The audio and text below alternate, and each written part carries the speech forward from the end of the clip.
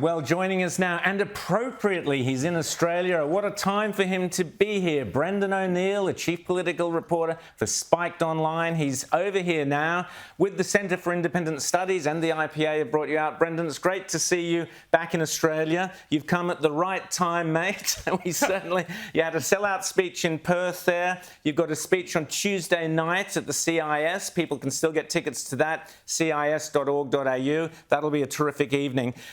You've arrived here. What do you make of Australia's reputation in the world, where we have Elon Musk suing the Australian e-safety commissioner because she's determined to protect us all from seeing the truth? You know, I love coming to Australia. I love Australia, but you guys have gone super woke over the past decade or so. I used to think Australia was immune to this kind of stuff. I used to think Australia, because it's so far away and it has this tradition of just not listening to figures in authority. I thought Australia was immune to all the stuff that's been washing over America and Britain and Europe over the past few years. But it is starting to creep in here, quite sadly. And the cancel culture has taken hold in parts of Australia. The crusade against misinformation, so-called, is a new form of censorship dressed up as providing good, decent information.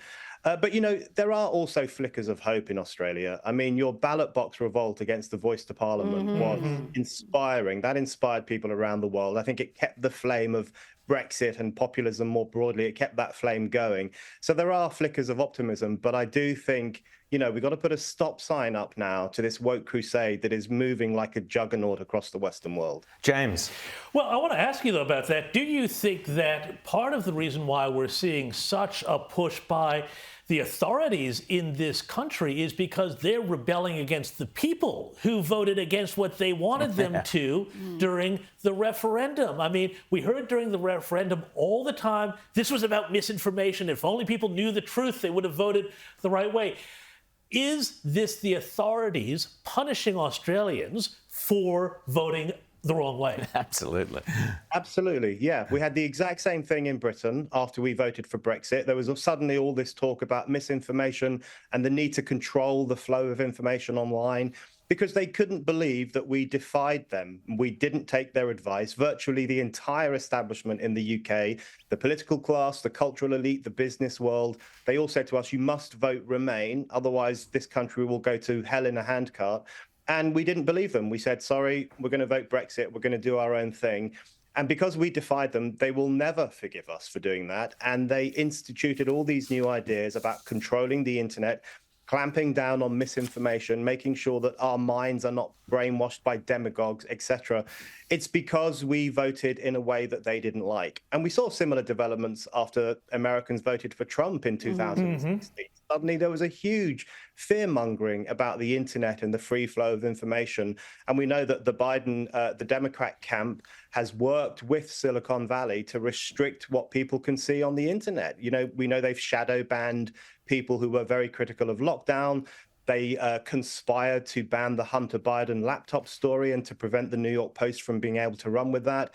So censorship is their solution to the fact that ordinary people are no longer listening to them. They can't believe we're thinking for ourselves.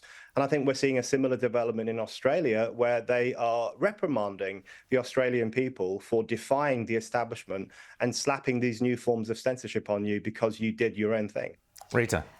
Brendan, your view on Australia, you mentioned that perhaps has shifted over the past decade, and I'm wondering how widespread that is, because we saw the reaction in Australia, Melbourne having 6 COVID-era lockdowns.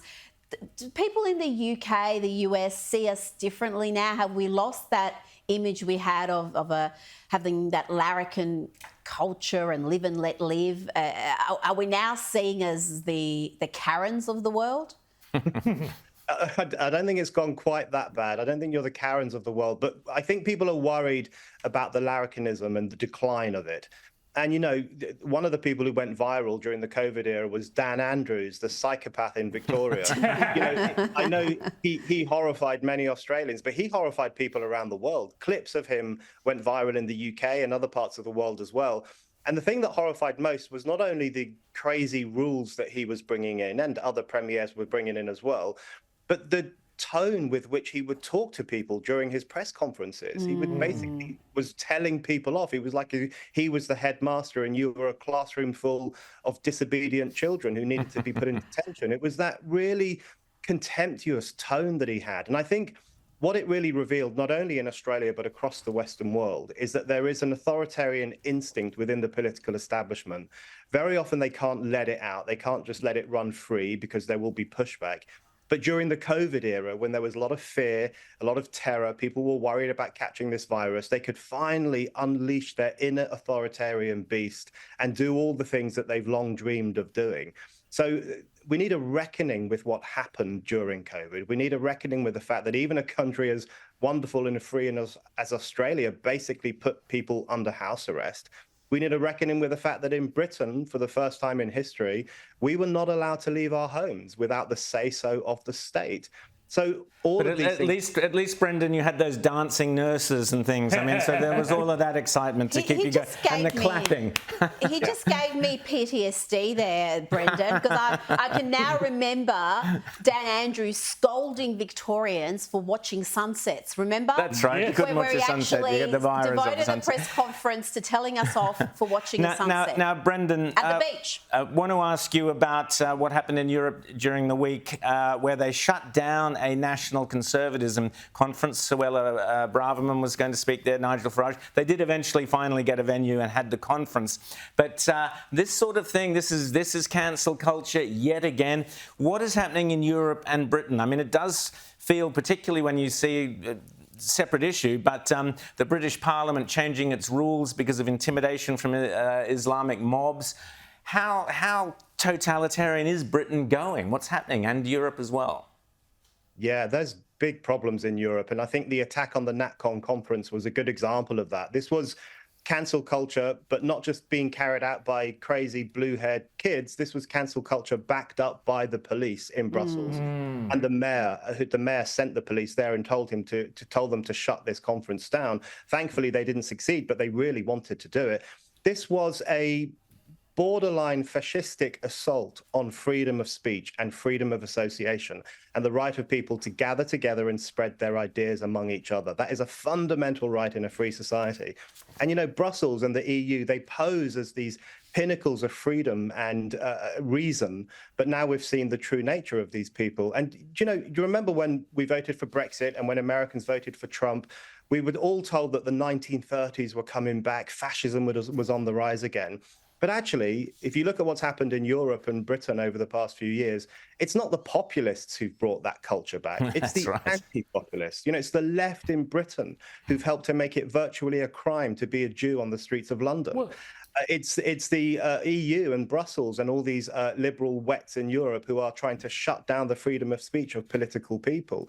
These are tyrannical acts, and they're not being carried out by Trumpites or Brexiteers. They're being carried out by the anti-populists, and they pose, I think, the greatest threat to freedom and democracy today. James. And Brendan, I mean, these anti-populists, you talk about fascists. Well, these people are now basically backing in Iran, the mullahs of Iran. They're backing in essentially Hamas, and we're now seeing Joe Biden start to crab walk away from Israel. You've written about this.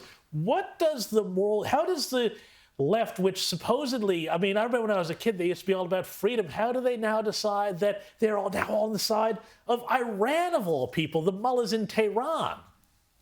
Yeah, the woke left have become cheerleaders for Iran. They've become cheerleaders for one of the most regressive regimes in the world, a regime where women don't have freedom, where gay people don't have freedom, where many people don't enjoy the freedoms that we're lucky enough to enjoy in the West.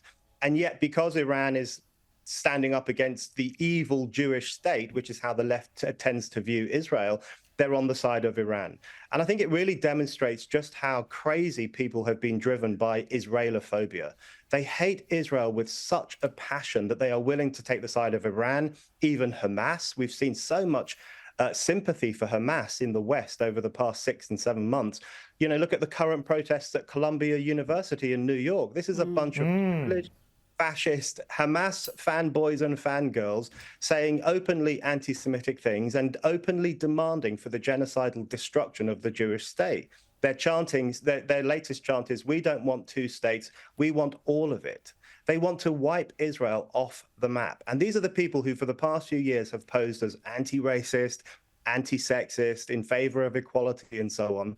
And yet, when a racist movement invaded Israel and raped and butchered and murdered Jewish men, women, and children, they either turned a blind eye or they openly supported it. So all of their moral authority has collapsed to an extraordinary degree over the past few months. And I think we should never let them forget what they've been doing. Well, the left's moral compass is completely broken. They show that consistently. But if people don't have a clear choice at the ballot box, then we're going to keep getting versions of this moral relativism from the left. In the UK, you've got the Tories who've been in power now for some time, and yet it seems like the leftist bureaucracy run the show, and Rishi doesn't seem to be much better than his predecessors.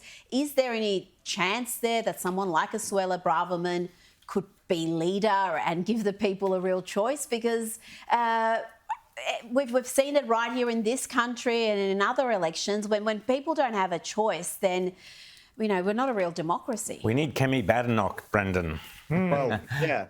Exactly. You know, I mean, Labour is going to win the election in Britain this year.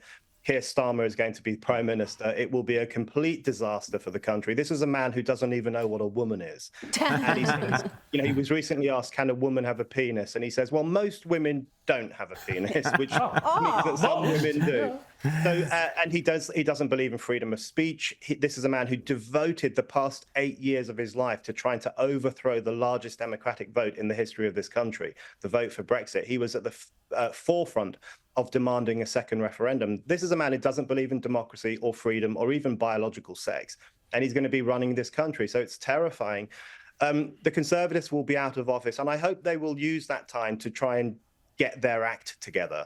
They need a better leader than wooden, technocratic, fishy Rishi, as some people call him. Yeah. They do need someone like Kemi Badenoch, who's got great principles, who can connect with the public, who stands by her guns even when she's under attack from the woke left. We need that kind of figurehead to come through and really engage with people's desire for economic security, cultural respect, the right to live as they want to live, and no more finger-wagging from the state. We need a politician who can cut through all of that and give people the decent life they deserve. Hear, hear. Brendan O'Neill, always great to chat to you. Great to have you back here on Outsiders. Enjoy your time in Australia. Tuesday night, cis.org.au. You can get your tickets there. And well done to the CIS and IPA for bringing Brendan back out here. Always great to have you here, mate. Thanks so much.